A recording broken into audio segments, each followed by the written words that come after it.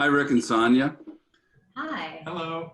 I wanted to talk to you on this faith chat because you are small business owners, the highly leveraged, low margin business that's completely shut down. You're also parents of 3 teenage children, one in college.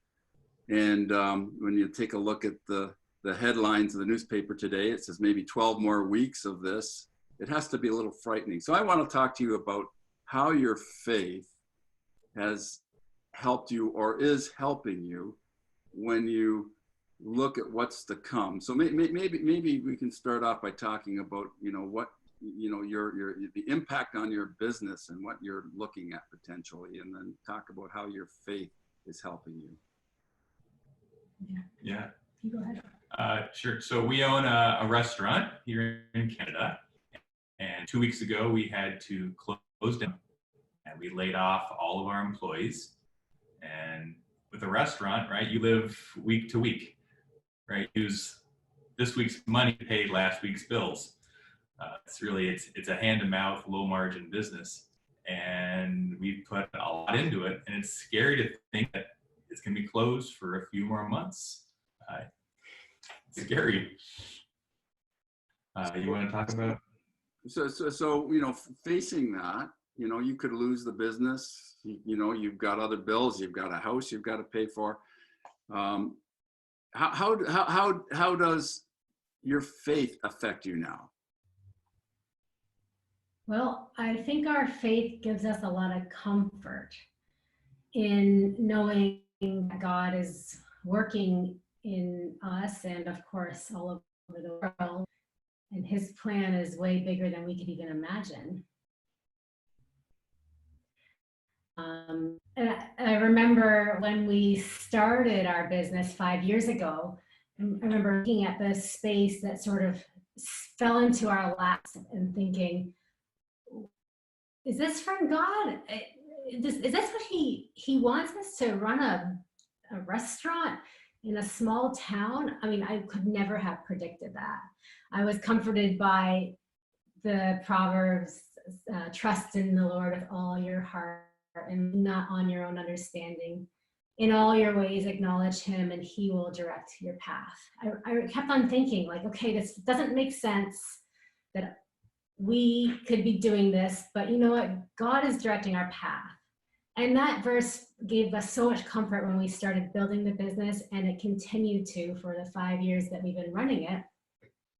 And it hasn't stopped. And today we are reminded even more, we have no idea what the future holds for us or our business.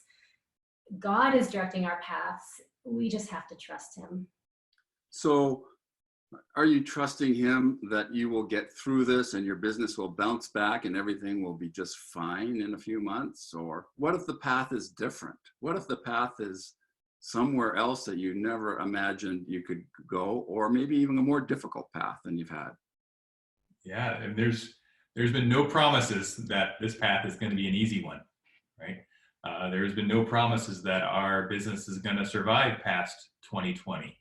That's why you have to let him lead and direct, and we have to faithfully follow where he wants us to go. Wherever that may be, whatever that is in the future. That's right. And that's why if you lead it up to man to plan the future, right, we'd all be laughing because no one would have planned this. Right? So you are also as business owners in the center of small, you're prominent in the community. How do you feel pressure on you to show your faith to the community or let your light shine, or how does that affect you? I mean, it hasn't really changed. We've always viewed our business as being a lampstand or a light into the community. We've always treated our business as just an outreach project, basically. And since the doors have closed, even more so, we're still operating our business on the same principles that we operated before, which is, number one, keep a business as much as possible open so that our employees have jobs. Number two, take care of our employees, and we're still doing that. We're still reaching out to them, making sure they're okay and seeing how we can help. And then number 3, being a voice or an influence in the community. And we're just still doing that. We're still working full time on that. Well, let's shift a little bit. Now you have 3 teenage kids. How do you use this crisis to help grow their faith? Yeah. Well, I think one of the positives is that the universities have shut down and our oldest is home from university. So that's a bonus time with him this time. But I guess we're doing what we've always done, and that's lead by example. We include the kids on all of our, Zoom church meetings and prayer circles and Bible classes. So our time with them hasn't changed.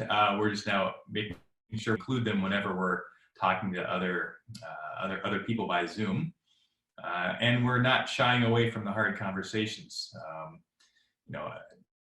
Charlotte, our teenager, wanted to buy something kind of frivolous online. She'd been saving her money, and we said, well, none of us are really buying anything extra right now, and had to have that conversation that we're just kind of in the saving mode because we don't know what's going to happen. What else? We are. Yeah, I mean, we're definitely just telling our kids that the realities, and I think that gives them, we're not trying to shelter them from the fact that there are trials in life, but also we're modeling how you do it. It's not panic and fear, but it's in love and trusting God. And they're enjoying, family time. We're homeschooling together. We're having our meals together. It's kind of a reminder of the time when we were, living as missionaries. A lot of family time, a lot of doing things together. Yeah, and the example of facing a crisis with faith is probably the most powerful thing to your children and your community. So that's great. Well, I wish you all the best with your business, and I want to thank you for sharing these quick thoughts with us, and hopefully it's helpful to other people who are facing the similar crisis with either their business or their job, or even health issues with their immediate family and friends. So thank you very much. Thank you. Yeah, our pleasure.